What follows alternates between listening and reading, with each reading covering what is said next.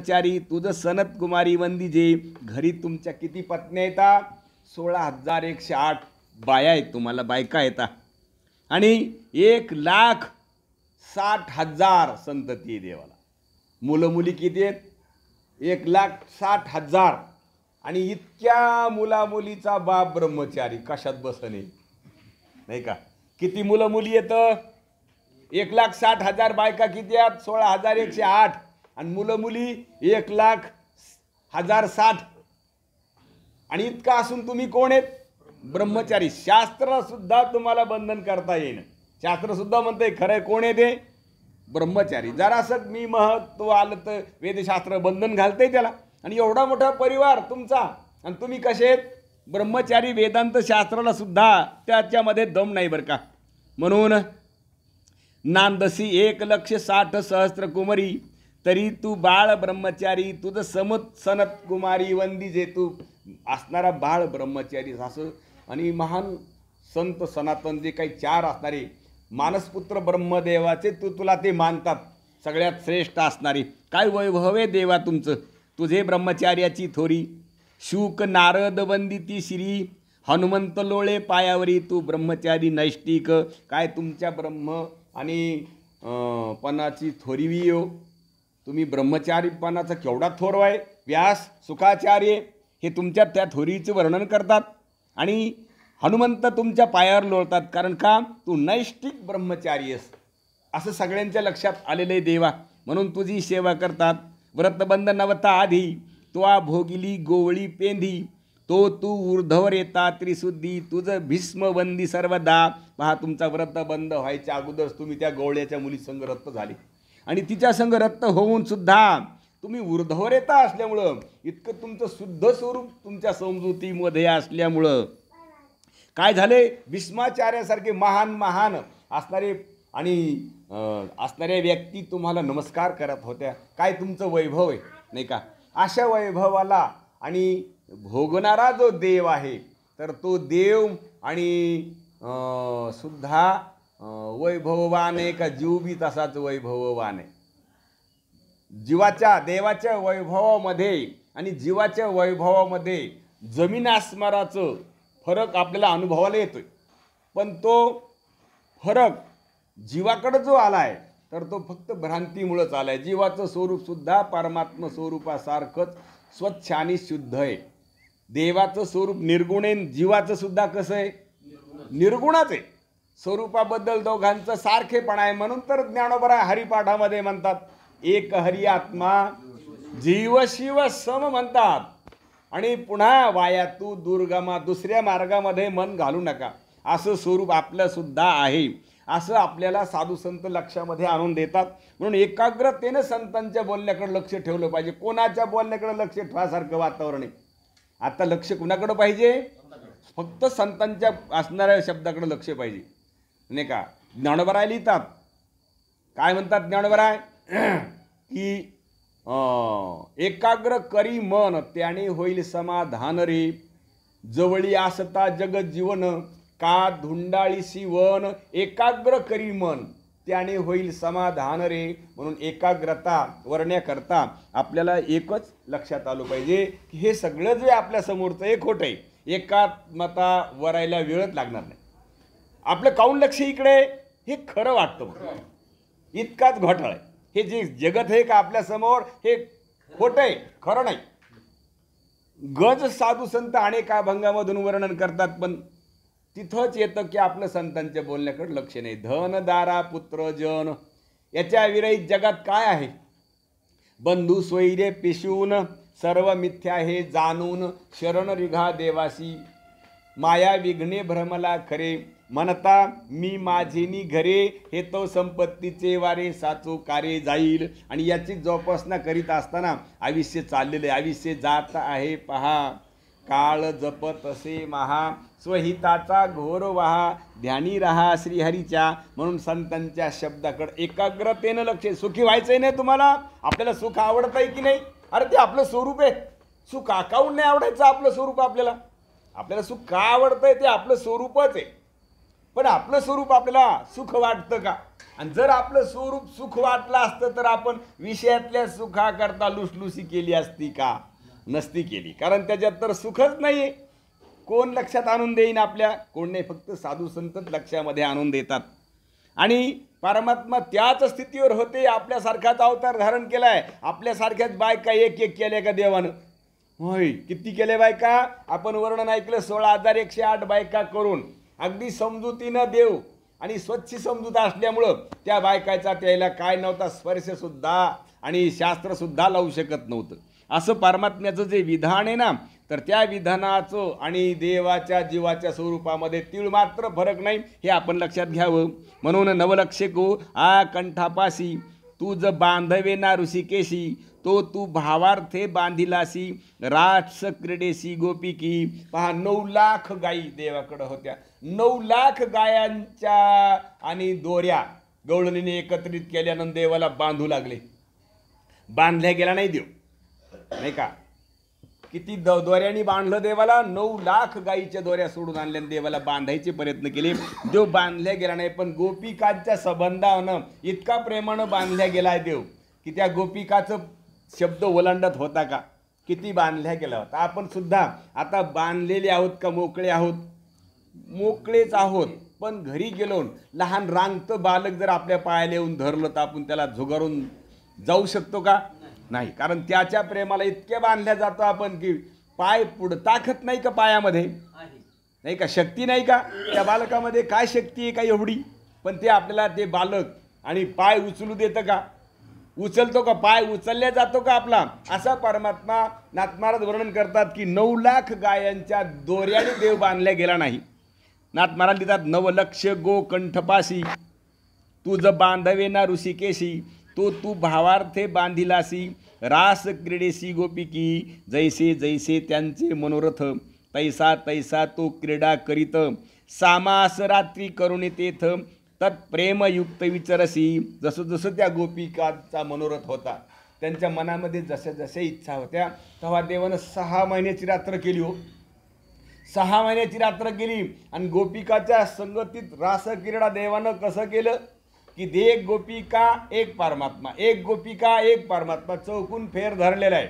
आणि कोणत्या तरी गवळणीला एक परमात्मा वाटत होता का? माझ्या संग वाटत होता, माझ्या संगतीत वाटत होता. एवढी रासक्रीडा 6 महिन्याची रात्र केली देवानं. आणि असा काळक्रमण केला. अशा रासक्रीडेमध्ये प्रत्येक गवळणीला मी परमात्मा वाटत होतं. काम राहील का? मोकळ्या केल्या त्यांनी, काम केल्या. राहिल्या का काम? नाही. कारण गोपिका आणि परमात्मा, स्त्रीलिंग आणि पुरुषलिंग दोन्ही बी खरे नाहीत. आणि दोहीत बी आत्मा, हे त्यांच्या नजरेत आणून दिलं. आत्मा स्त्री आहे का? नाही. एवढाले विक्षेप निर्माण होतात का? आत्म्यानं आत्मा ओळखलाय का? पहा किती घोटाळे होतात. जे घोटाळे होतात का? आत्म्यानं व्यवस्थित ओळखलंच नाही. कधी नजर आपल्याला प्राप्त होईल. बरं, ही नजर प्राप्त हो अशी कुणाची तरी इच्छा तरी आहे का? बरं, अशी व्यवस्थित इच्छा असल्यावर परमात्मा पूर्ण करणार नाही का? ही इच्छा परमात्मा पूर्ण करतो. आणि पूर्ण केलं की पूर्ण काम शांत होतो, नाही का? असं आपल्याला जे काही वास्तव स्वरूप आहे ते प्राप्त होतं देवाच्या साध्या भजनानं. आणि कधीच कोणता विक्षेप होणार नाही. म्हणून गोपिकांचं काम पूर्ण केलं का ईश्वरानं? ईश्वराची भक्ती करत होत्या, त्या काम पूर्ण करण्याकडं कामच ठेवला नाही, नाही का? राम केलं सगळ्याला का काम पुरवला? राम केलं. गवळणीला मी परमात्मा वाटू लागलो. अहो, परमात्मा समोर वाटल्यावर जर इतका आनंद होतोय, मी परमात्मा वाटल्यावर काय वाटणार आहे, नाही का? आणि नाही का मी परमात्मा? नाही का मी परमात्मा? वाटत नाही परमात्मा मी का परमात्मा नाही? मी बरं, मी परमात्मा आहे. मी जो उच्चार होतो मीच्या सानिध्यानं, तो परमात्माच आहे. एरवी सर्वांच्या हृदय देशी मी अमुक आहे आयसी, जे वस्तू स्फुरे अहर्निशी, ते वस्तू गा मी परमात्मा म्हणतात. म्हणून मी परमात्मा आहे. पण मी शरीरासंग आपण संघटित केलंय. मीचा उच्चार कुणीकडे लावलाय? शरीराकडे लावलाय. अहो, शरीर तरी एक वास्तविक स्थूल रूपात आहे. कल्पना स्थूल आहेत का सूक्ष्म? कल्पना कसं म्हणता येईल? सूक्ष्म. कल्पना म्हणजे कल्पना, त्या स्थूल नाही सूक्ष्म नाही. सूक्ष्म मनात कल्पित आहे, ते कल्पित. कल्पना ब्राह्मणपणा, वैश्यपणा, क्षत्रियपणा, स्थूल आहे का सूक्ष्म? कल्पना आहेत अण्णा. कल्पनेचं भूत सूक्ष्म असतं का स्थूल? कल्पना म्हणजे कल्पना आहेत त्या, ते सूक्ष्म बी नाही. आणि त्याच्या संस्कारानं आकार धरलाय सूक्ष्म मनात. मन मात्र सूक्ष्म आहे, कल्पना सूक्ष्म नाहीत. लक्षात घ्या. कल्पना केलेल्या स्थूल आहेत का सूक्ष्म?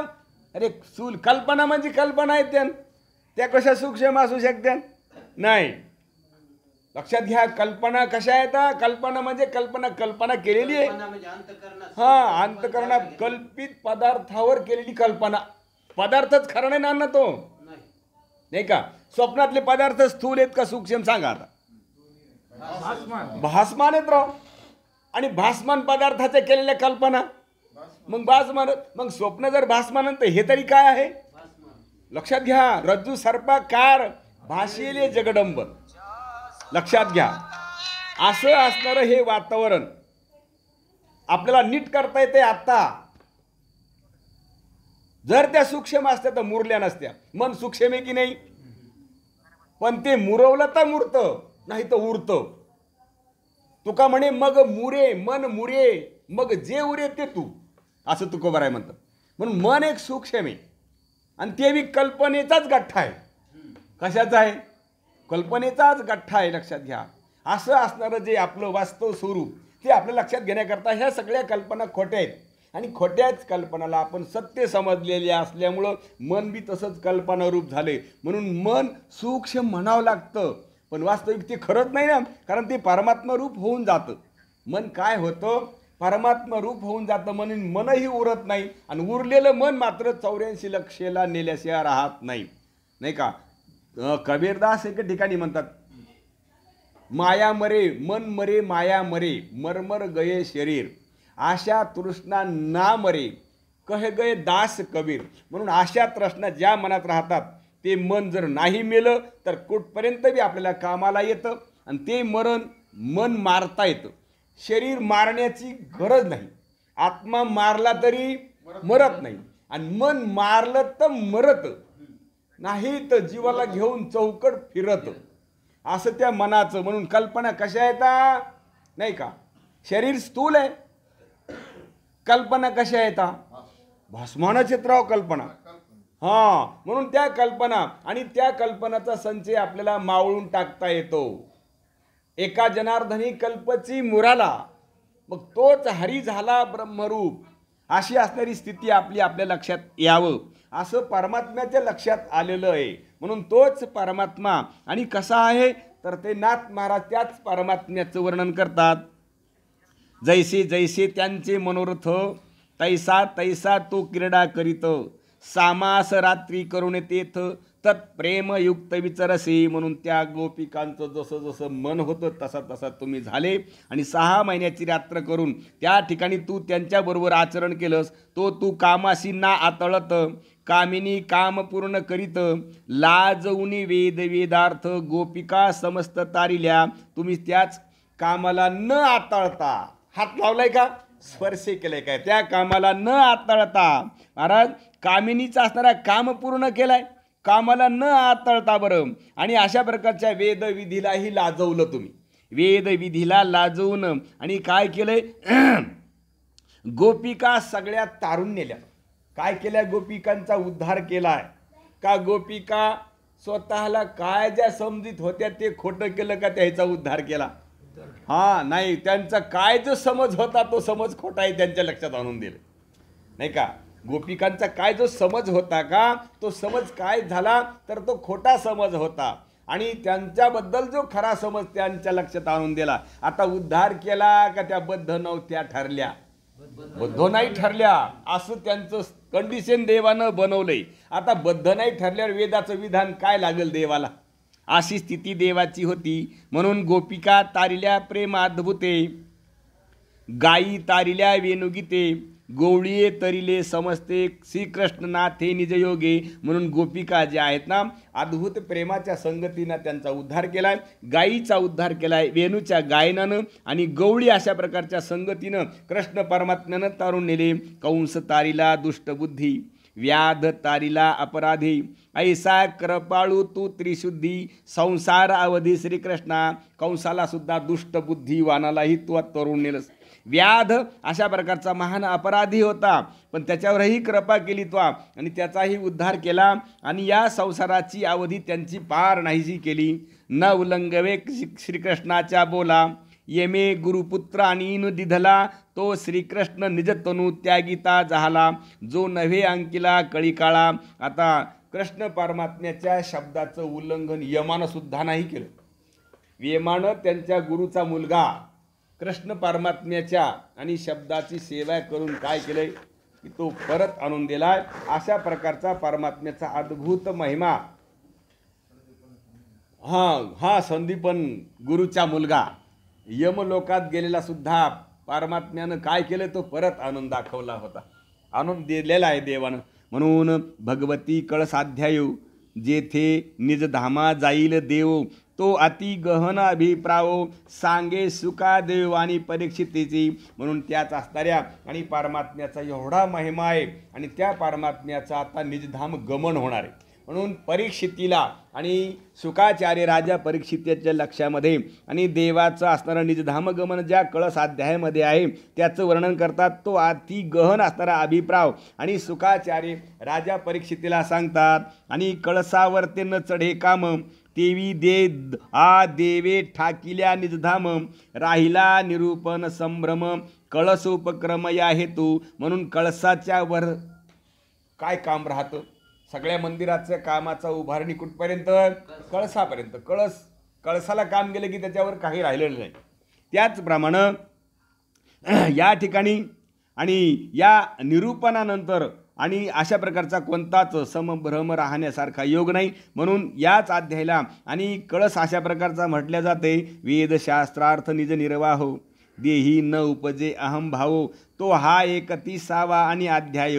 जेथ निज दामा देव सोइच्छा निघे. म्हणून वेदशास्त्राचा निज निर्वाह अशा प्रकारचा आहे आणि देहामध्येच अशा प्रकारचा अहमभाव न उमटणं तोच असणारा हा 31वा अध्याय आहे की ज्या ठिकाणी देव आपल्या स्वतःच्या इच्छेनं आणि ते निजधाम गमन करणार आहेत.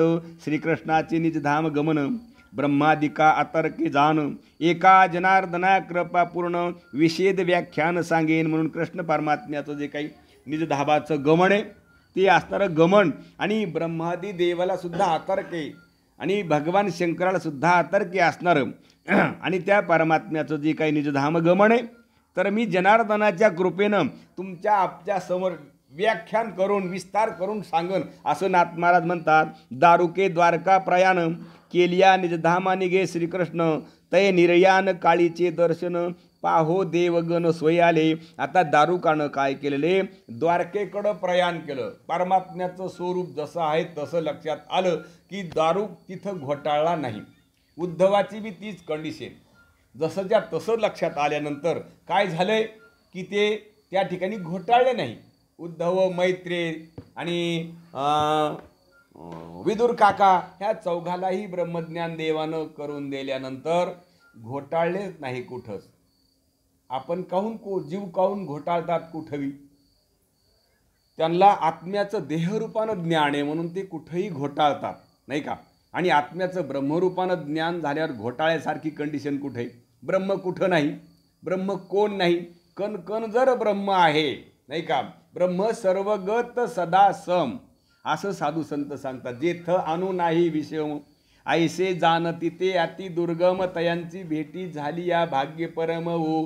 अशी स्थिती ज्या महात्म्याची झाली अशी स्थिती परमात्म्यानं आपल्या जवळच्या सानिध्यातल्या असणाऱ्या साधकाची भक्ताची करून दिली. म्हणून दारुक आता कोणीकडे निघलेला आहे?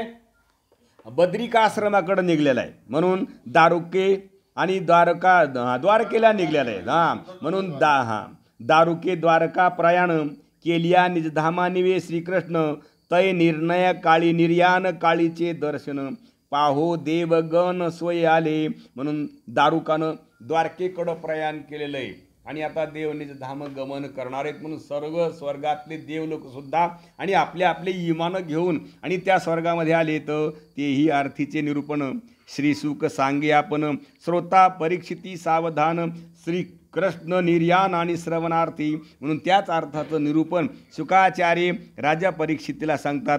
आता परीक्षिती राजा फार उत्कृष्ट श्रोते असल्यामुळं सावधानतेनं कृष्ण परमात्म्याच्या निर्याणाबद्दल ऐकतात. म्हणून जो व्यासांचे निज जीवन, जो योगियांचे चुडारत्न, तो श्री सुख सोयापन श्रीकृष्ण निर्याण निरोपी, जी व्यासाचं निज जीवन असणारे आणि कोण योगीराज शुकाचार्य, आणि तेच असणारे शुकाचार्य स्वतः आपण श्रीकृष्ण परमात्म्याचं निर्याण कशा स्थितीमध्ये आहे ते सांगतात. शुक म्हणे परीक्षिते, निज धामा निगता श्रीपती, सकळ देव दर्शनार्थ येती, युमान पंक्ती पहावया स्थूल पुणे परमात्म्याच्या स्वरूपाबद्दल वर्णन करतात. देव आता काय करणार आहेत आणि निजधाम गमन करणार आहेत म्हणून सगळे देव लोक स्वर्गातले आणि त्या ठिकाणी आणि त्या द्वारकेमध्ये चौकडून विमानाची दाटी झालेली आहे. ब्रह्मा सत्वर आला तेथं, मग भवानी समवेत इंद्र आणि मुख्य देव आणि समस्त स्वगुणयुक्त तेथे आले. ब्रह्मदेव सुद्धा स्वतः आले बरं का. भगवान शंकर भवानी सहित इंद्रसुद्धा त्या ठिकाणी आपल्या सगळ्या गणासहित आणि परमात्म्याचं निर्याण पाहण्याकरता आले. तर सनकादिक मुनी पंक्ती आले, दक्षादी प्रजापती, अमर्यादादी पितरेती, कपिलादी धावती, महासिद्ध म्हणून सुख संकादिक सुद्धा मुनी लोक, सर्व लोक आणि दक्षादी प्रजापती सहित अमर्यादित पितर लोक आणि त्या ठिकाणी आणि धावत असणाऱ्या आणि महानिर्णयाच्या ठिकाणी सगळी मंडळी जमली. आले गंधर्व विद्याधर, यक्ष चानर किन्नर, बिभीषणादी राक्षस थोर, वेगी श्रीधर पाहो येती. अनेक गंधर्व त्या ठिकाणी आलेत. यक्ष चानर किन्नर बिभीषणासहित अनेक थोर असणारी मंडळी आणि त्या ठिकाणी परमात्म्याच्या निजधामाचं गमन पाहण्याकरता आलेली आहेत. म्हणून पाहावया श्रीरंग, आले पाताळीचे पन्नग, जाते म्हणती आणि महोरग, तेही सवेग पै आले. अनेक असणाऱ्या सगळ्याच क्षेत्रामधून 14 भुवनातून म्हणलं तरी चालते सगळे लोक देवाचं निजधामाचं गमन पाहण्याकरता आलेत. द्विज आले दत्तात्रया द्विक, नारद पाहो आला कौतुक, द्विज पक्षी गरुड प्रमुख, सत्वर देखतेथ आले पहा. दत्तात्रय नारद सगळं ऋषी सहित आणि गरुडसुद्धा तिथं आलेला आहे. रंभा उर्वशी मेनका, अप्सराजा अष्टनायिका, श्रीकृष्ण दर्शना अवंका, धरुणी देखात्या आल्या. उर्वशी रंभा मेनका सगळ्या अप्सरा अष्टनायिका कृष्ण परमात्म्याच्या शेवटच्या दर्शना करता आल्यात. श्रीकृष्ण स्वरूप पहावया, नयनी थोर घेतला थाया, या लागी देव सामुदाया, येणे लवल्या झाले तो कृष्णरूपाला पाहण्याकरता आणि सगळ्यांच्या डोळ्यामध्ये आणि आशा प्रलवित झालेल्या होत्या. म्हणून त्या सगळ्याच असणाऱ्या देव समुदायानं आणि त्या ठिकाणी लवलाहीनं आणि त्या परमात्म दर्शनाकरता आले. तो कृष्ण पहावया आवडी, दृष्टी धावे लवड सवडी, होत डोळ्या आडाडी, अभिनव गोडी कृष्णाची. म्हणून परमात्मा पाहण्याकरता आपल्या दृष्टीची धाव सारखी परमात्म स्वरूपाकडे होते. आता परमात्म्याचं स्वरूप नजरेच्या आड जाणारे आणि म्हणून सगळे लोक आणि जे 14 भुवनातल्या असले तरी स्थूल दृष्टी घेऊनच आले का सूक्ष्म दृष्टीनं, स्थूल दृष्टीनं परमात्म्याला स्थूल दृष्टीनं पाहत होते. परमात्मा स्थूल रूपवान होते का? नाही. अरूपवान असणारं परमात्म्याचं स्वरूप आणि ते पाहण्याकरता रूपवान समजून सगळी मंडळी आलेली. सौंदर्याची निजसीमा, घनश्याम सुंदर आणि प्रतिमा, तो कृष्ण गेलिया निजधामा, दर्शन आम्हा मग कैचे. सगळेला वाटत होतं की इतका घवघवीत सुंदर सौंदर्यवान परमात्मा एकदा गेल्यावर निजधामाला आम्हाला मग दर्शन कशाच आहे, नाही का. अशा स्थितीत सगळ्याच्या मनामध्ये अशा इच्छा प्रलंबित झालेल्या होत्या. म्हणून आम्हाला पुन्हा काय होणार नाही, परमात्म्याचं दर्शन होणार नाही. आता परमात्म्याचं दर्शन होणार नाही का? परमात्म्याशिवाय वस्तूच नाही. परमात्माच आहे सगळा.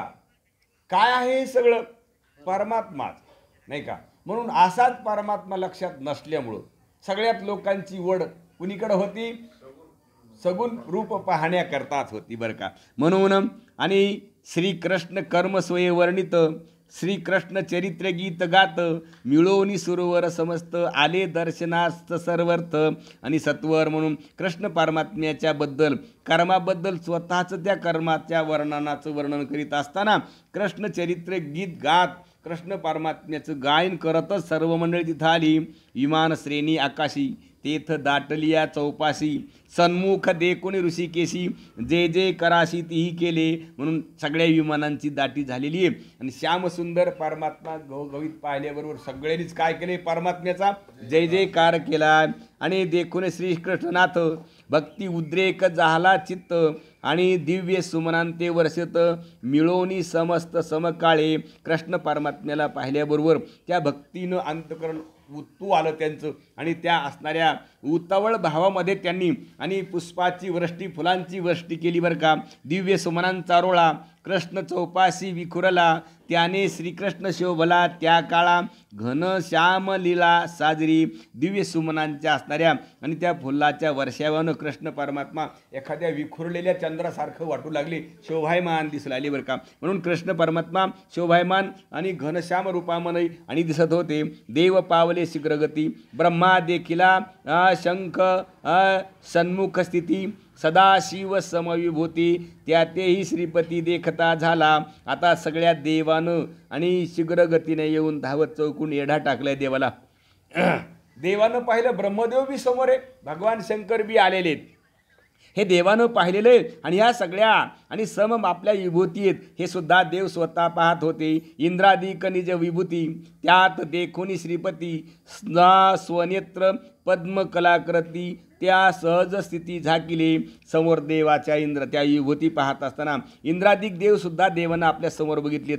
म्हणून स्वतःच्या नेत्रानं आणि त्या कमलाकृत आरती पाहून स्वतः देवानं आपल्या सहज स्थितीमध्ये डोळे झाकून घेतलेत. झाकिले अथवा उघडे नयन, परिस्थित नाही अधिक नुन्य, तो आत्मा आत्मत्वे परिपूर्ण, तरी का श्रीकृष्ण नयन झाकी. पाहता देवाचे डोळे झाकलेले आहेत काय, उघडे आहेत का. स्थूल दृष्टीनं पाहिले तर जग दिसणार नाही, नाही का.